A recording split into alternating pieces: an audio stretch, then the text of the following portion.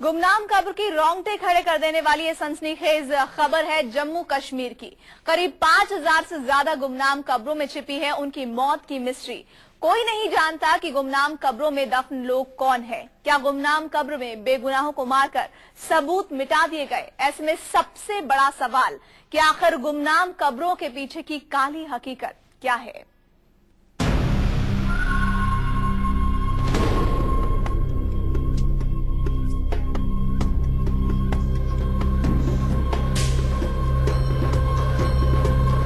कब्र में दफन एक लाश से सुराग तलाशने में जुटी है पुलिस, ताकि हजारों मौतों का काला सच दुनिया के सामने आ सके।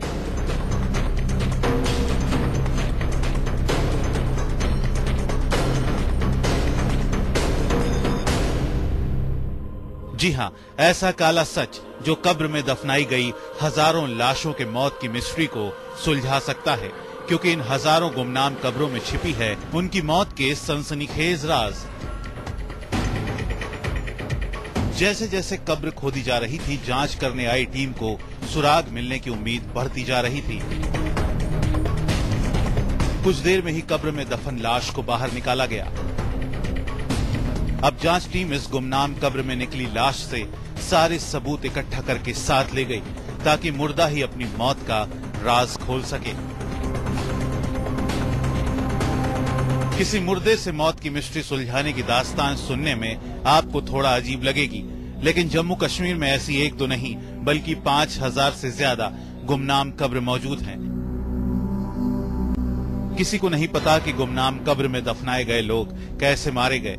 आखिर इन कब्र में दफन लोगों की पहचान क्या थी? क्या गुमनाम कब्रों में दफन लोग जम्मू कश्मीर के थे, आतंकवादी थे, या फिर किसी एनकाउंटर में मारे गए बेकसूर लोग?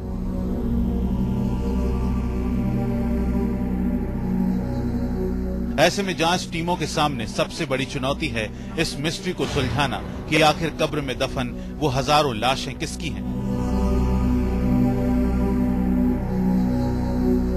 क्यों दफनाने वालों ने कब्र में हजारों लोगों के मौत का सच उनकी लाश के साथ हमेशा के लिए दफना दिया?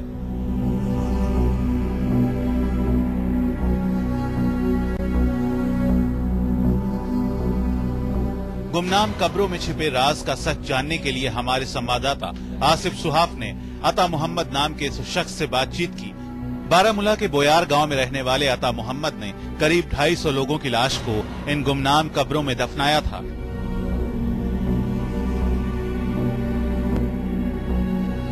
गुमनाम कब्र की सनसनीखेज कहानी खुद आप अता मोहम्मद से सुनिए। गिनती तो मेरे से हो नहीं सकी, तकरीबन में 235 तक में ना मेरा अंदाजा है।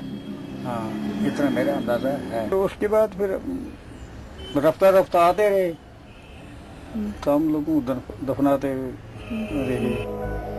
सुना आपने गुमनाम कब्रों का काला सच। अता मोहम्मद की माने तो कभी पुलिस तो कभी आर्मी के अफसर बुरी हालत में लाशों को दफनाने के लिए लाते थे। ज्यादातर लोगों के चेहरे बिगड़े हुए होते थे। तो क्या पुलिस और आर्मी ने फर्जी एनकाउंटर का सबूत छिपाने के लिए बेगुनाहों की लाशों को कब्र में ठिकाने लगा दिया?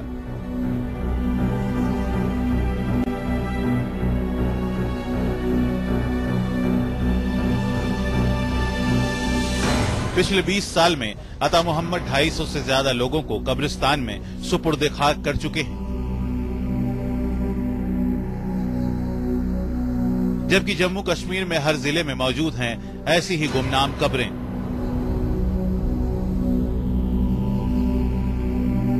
वहीं दूसरी तरफ मानवाधिकार संगठनों का कहना है कि पिछले 10 सालों में घाटी में 10,000 से ज्यादा लोग लापता हुए हैं। इसमें से ज्यादातर लोगों को फोर्सेज ने गिरफ्तार किया था। फोर्सेज ने जब इनको पकड़ा है लोगों को, यहाँ पे नॉन कम्बैटेंट जो ज्यादा है वहाँ पे, उसके बाद वो कहाँ गए कुछ पता नहीं, और उनका कैसे वो बरियल हुआ इन साइट्स में। मानवाधिकार से जुड़े संगठन गुमनाम कब्र के पीछे पुलिस और आर्मी को कटघरे में खड़ा कर रहे हैं। सवाल 1-2 लाशों का नहीं बल्कि 5000 से ज्यादा गुमनाम कब्रों में दफन लोगों का है। शुरू से ही गुमनाम कब्र में गुमशुदा लोगों को मारकर दफनाने के आरोप लगते रहे हैं। ऐसे में अब खुद सीएम इस मामले की जांच ट्रूथ एंड रिकंसिलिएशन कमीशन से कराना चाहते हैं। मैंने इसलिए उस वक्त कहा था कि हमें एक ट्रूथ एंड रिकंसिलिएशन कमीशन की जरूरत है। इस ट्रूथ एंड रिकंसिलिएशन कमीशन को ये एजेंडा सौंप दिया जाना चाहिए कि पिछले 20-21 साल में जितने भी इंसिडेंट्स हुए हैं, चाहे वो मिलिटेंट के हवाले से हुए हों, चाहे सिक्योरिटी फोर्सेस के हवाले से हुए हों, जहां पे सवाल उठे हैं, उन सवालों का जवाब हासिल करने के लिए ट्रूथ एंड रिकंसिलिएशन कमीशन के अलावा और कोई चारा है नहीं। आखिर 5000 से ज्यादा गुमनाम कब्रों का सच क्या है? शायद इस सवाल का जवाब मुकम्मल तफ्तीश के बाद ही सामने आ सकेगा। आसिफ सुहाब, श्रीनगर, न्यूज़ 24।